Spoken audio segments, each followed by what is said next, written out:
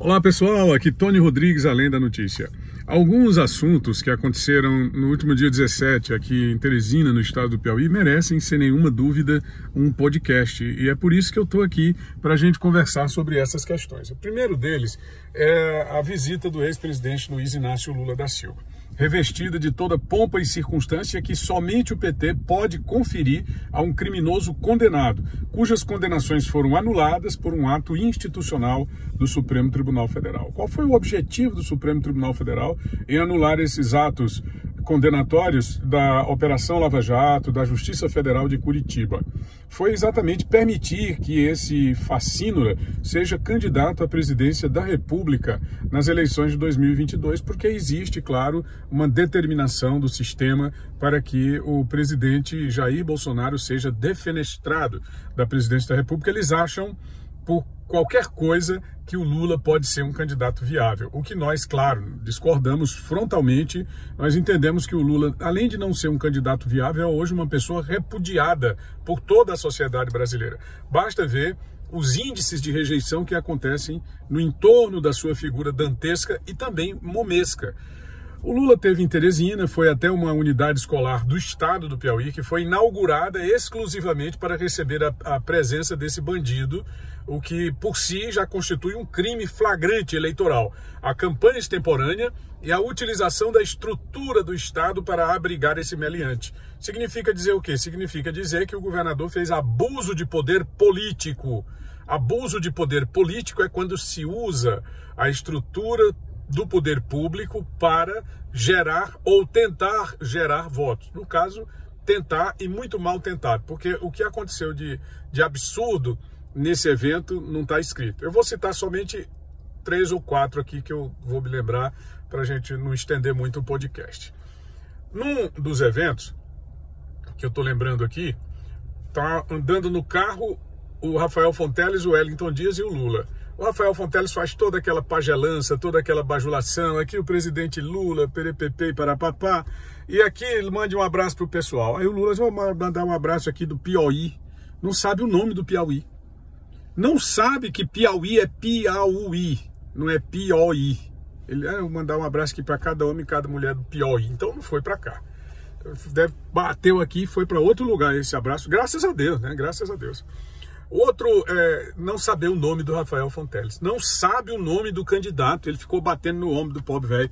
Isso aqui, nosso governador, daqui um dia eu vou lhe dar um abraço aqui, vai se confirmar.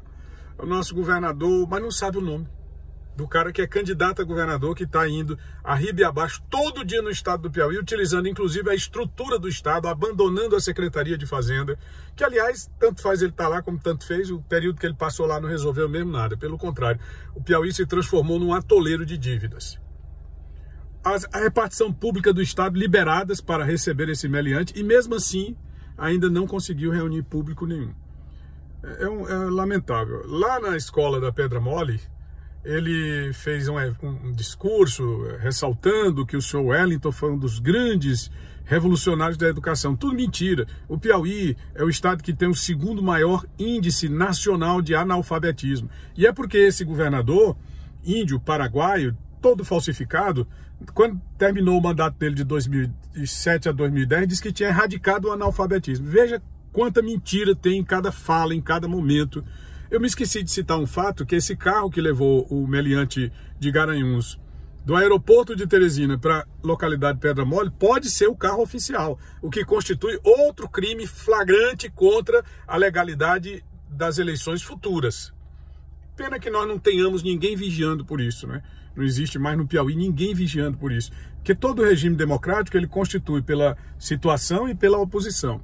O Otto von Bismarck, que foi o grande mentor do sistema democrático atual, no aspecto político mesmo, não estou falando filosófico nem científico, estou falando no aspecto político, quando ele disse que a democracia se funda na existência de um partido governando e outro partido vigiando. Aqui nós só temos um partido que não governa, que desgoverna. Não tem nenhum partido governando e nenhum partido vigiando. Isso aí é deprimente, rapaz, é deplorável para qualquer sistema democrático no mundo. Imagine para você que vive num estado pobre, que precisa de sobrevivência digna, que precisa de de uma situação administrativa que possa melhorar as condições de vida da nossa população. Mas a série de gafes do presidiário temporariamente em liberdade não param por aí. Ele, lá no seu discurso na Pedra Mole, disse, olha, milhões de pessoas lá fora estão passando fome. Eu lá na cadeia estava jantando, estava almoçando, estava tomando café e tudo, mas o pessoal fora está passando fome. E ele não cometeu nenhum crime como eu. Quer dizer, o povo não cometeu. De fato, a maioria do povo não cometeu mesmo os crimes que esse infame cometeu. Eu fico assim muito triste porque na política tem dessas coisas, né? Um elemento como Lula não era para estar solto. Um elemento como Lula e outro mais, não só ele. Eu vi um desabafo do Sérgio Cabral dizendo, olha, a Lava Jato do Rio de Janeiro me pegou para Jesus Cristo. Pegou mesmo. Porque soltaram todo mundo e soltaram ele. Parece que todo o ladrão do período lá, Lula e Dilma, só foi o Sérgio Cabral. É igual esse Correia Lima que tem aqui no Piauí, que passou 20 anos na cadeia como responsável pelo crime organizado, como se não tivesse mandante para os crimes que ele cometeu, como se não tivesse cúmplice entre prefeitos que pagaram as propinas que ele requeria. Ele termina se transformando num único criminoso entre todos os criminosos.